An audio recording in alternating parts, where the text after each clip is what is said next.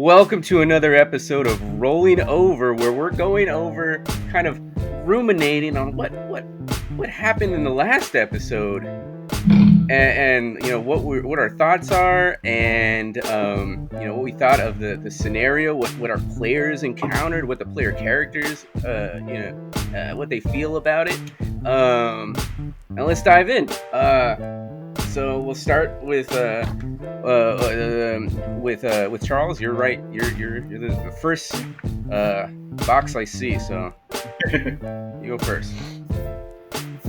What do you think? I thought this was pretty exciting. I mean, I'm excited to get back into it. What about the mechanics? Like, talk to us about the mechanics first, and then let's all talk about the mechanics first, and then we'll dive into like the role play part of it. Okay. Well, like I said, I'm starting to understand the mechanics a lot better. Yeah. The first episode, I was stumbling. Yeah, it's way different. Bad over it. Yeah. So this time, I felt a lot more confident in my decisions. That's why I kind of decided to go last in that combat in this round, because I knew I was going to give up a card, but it depended on if Sergeant Voorhees was going to succeed. If he flat out failed, it was like, okay, what's the point? But since he succeeded twice, I'm like, yes, I'll give up a card if I have to. Yeah, no, and it was a good choice. I can't even remember if it panned out. Did it pan out? It panned out. It did pan out. Yeah, it did pan out. Yeah. So no, that was an excellent decision on how to utilize the resources. Yeah. All right, Brendan, what did you think this last episode? Remember, let's talk about the mechanics first, and then we'll knock that out. And because I know that there are some thoughts out there on the role play. I know I did. I was like, whoa, wow. Oh, Cross is about to get some words, man. Wow. That was intense. I was like, wow. Did that just happen? Yeah. Let's get the mechanics out of the way. What we thought of the system. So I actually am really liking this system. I'm liking the way it's working. Kind of like what Charles was saying. I'm like in the Matrix, and I'm seeing the numbers now. I'm seeing how this whole thing works. So that's kind of why I was pushing for, okay, let's let Vex get to safety or start to patch himself up first, and then let's let Private Cross have a go at it. It's like, okay, I'm seeing the potential to, like, okay, can we try to rig the system here so that we have a higher chance of success? And I know that's, kind of, I don't know if that's considered metagaming, but that's kind of like, okay, I see what we need to do in order to succeed as players.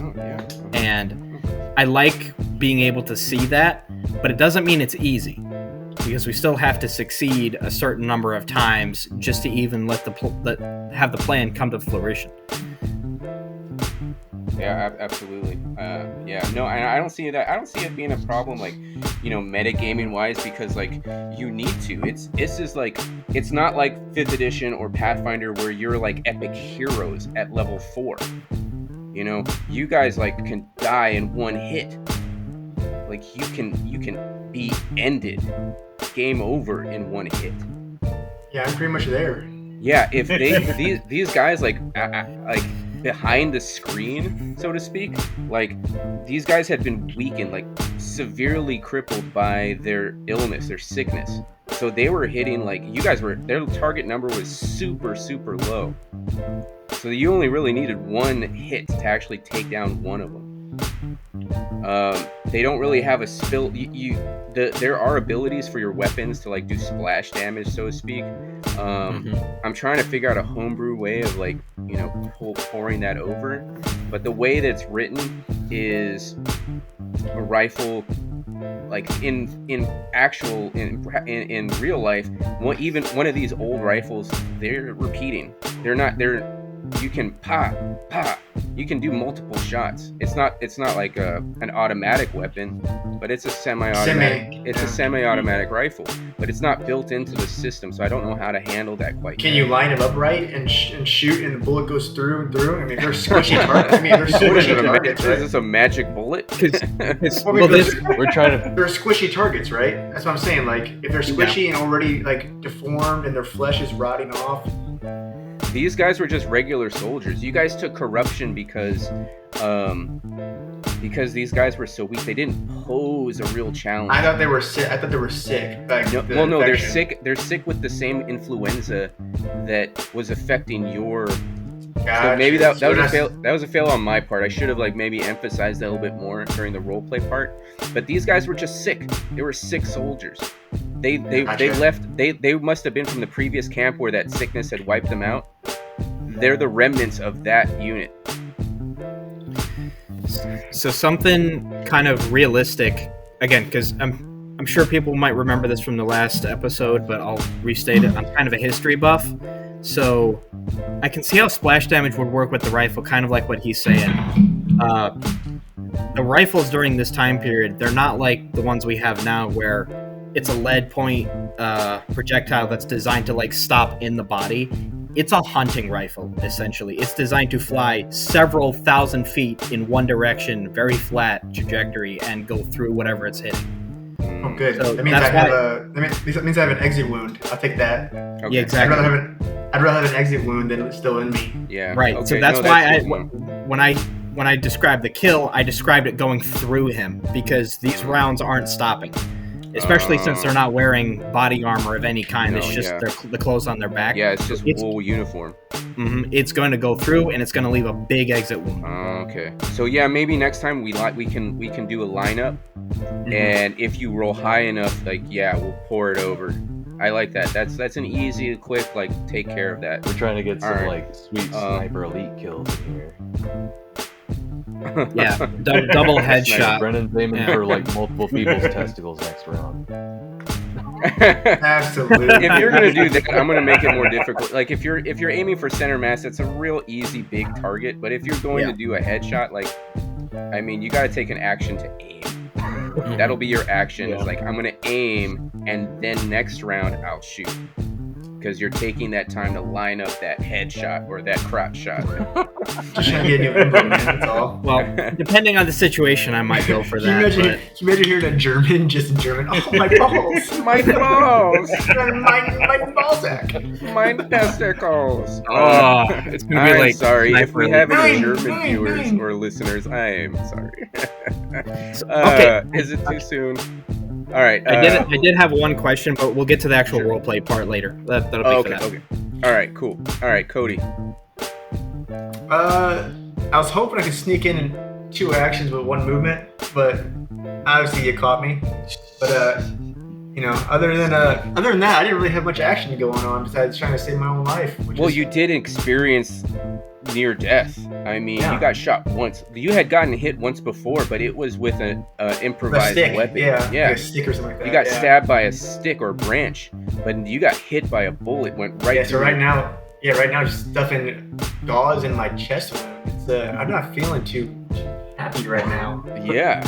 And we can get into the role play like right after this. Yeah, that's fine. But yeah, mechanics are fine.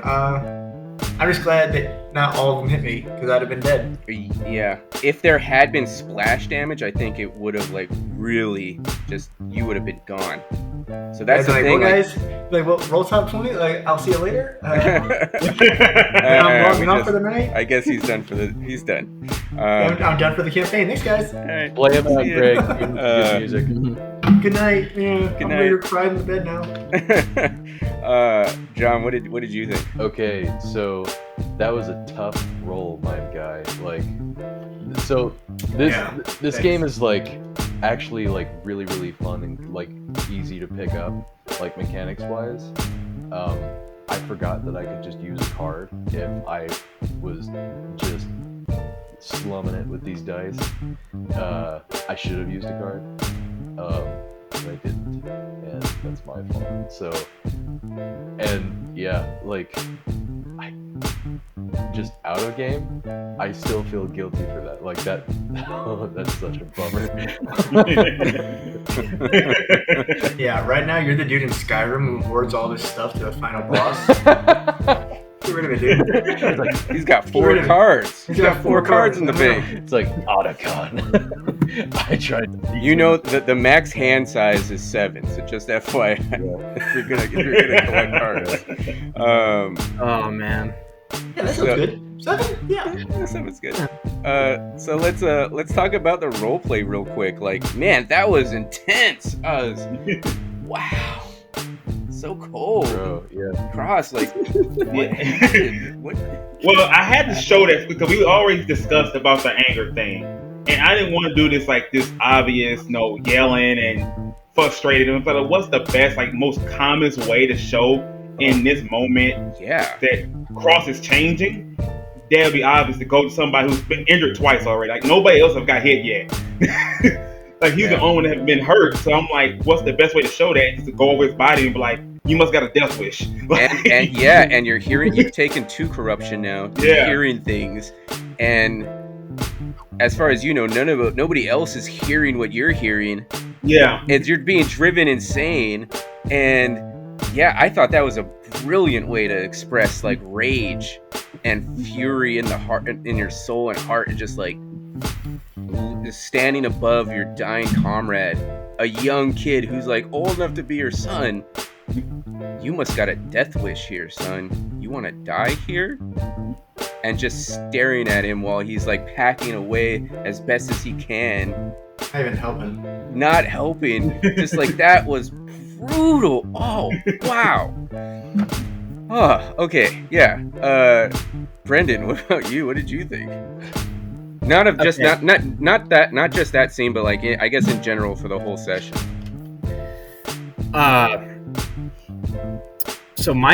So Sergeant Voorhees didn't do a whole lot of talking aside from like, hey, Cross, get up here. I need your help. Because internally he was just like, okay, I need to assess the situation. Everyone's relying on me. I need to know what the hell's going on and what I'm doing. And then I did have one question. Sure. What the hell is with the 367-99999? What's with that? Because that's what the numbers were in German. I'm like, it took me a minute to like, okay, wait, no, they're saying numbers, and then I listened in. I'm like, oh, okay, I know what that is. It's a number station. That's a recording. Yeah. So number stations. So like out of game, it's number stations are real. They had started back in like, as soon as radio started, they started utilizing radios for communicating code, and they needed something, a code that they could broadcast that only the receiver would be able to decode based on the cipher that they had already previously established. So right at the onset of radio, Intel was already being utilized for Intel purposes. And I just think it's creepy as shit because it goes on to this day. Yeah. There are number stations out there and nobody knows like who's getting these, what they're used for, what they mean. Like this one's creepy, but there are other creepier ones out there where there's like, some carnival sounds going on in the background, like doo doo doo, and this person is just repeating numbers. Mm-hmm. It is just bizarre, and it really happens in real life. And I wanted that to be like I feel like just hearing it is disorienting, and I wanted my players and their characters to also feel disoriented and a little creeped out. So we all hear it, but none of us know the other person hears it. Well, no, only those who have taken corruption can hear all it. All of us, yeah. So all of us at this point, yeah. Well, no, because we've all been corrupted. Private now. Vex, you have corruption? Yeah, I got it from last round. Oh shit! I completely forgot about that. Yeah, so when I took that damage, I got corruption for it. Yep. Oh yeah. Okay. So I don't think you gave me corruption damage for this one.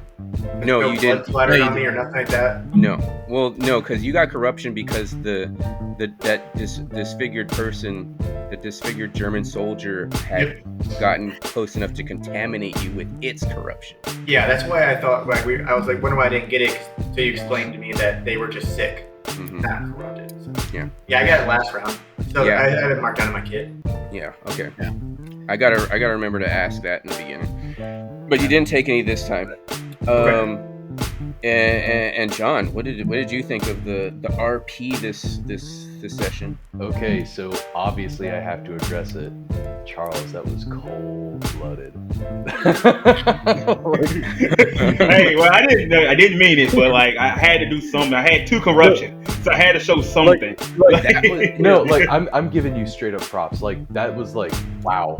Like holy shit. Yeah. Oh, I got something for him. Don't you worry. Oh yeah. That was like brilliant role play. Yeah. That was brilliant. That really was. So yeah, I can't wait to see how this kind of like evolves over the next portion of this game. But yeah, like wow. Like so, man. Where we are with Corporal, you're gonna see a big turn from like the sort of like the naivete to someone who's just been like had like a crash course on just how shitty the world can be. So things are gonna go ever downward for a while now. That just like mentally and emotionally for him. Yeah. Because like, man, you imagine like going from feeling like you're like you and your group are just invincible to now like, oh shit, I'm responsible for someone potentially dying now. Oh fuck. Yeah. A lot of emotions I think are gonna play out next session, and which we will have very shortly. And I think that's where we should wrap up this rolling over. Thanks again for listening to us talk over what happened last episode. And if you haven't seen last episode, well, hopefully no spoilers, but go back and re-listen. And don't forget to please give us a like and a subscribe, and please comment, because that's how the YouTube algorithm god functions, and that's how they notice us. So please hit that like button, hit the subscribe button, get all those notifications from us, and leave us a comment. All right, well, that's it for now. We'll see you again soon when we play once again Never Going Home by wetinkgames. Bye for now. You better like and subscribe or I'll reach through there. Somehow. Some way.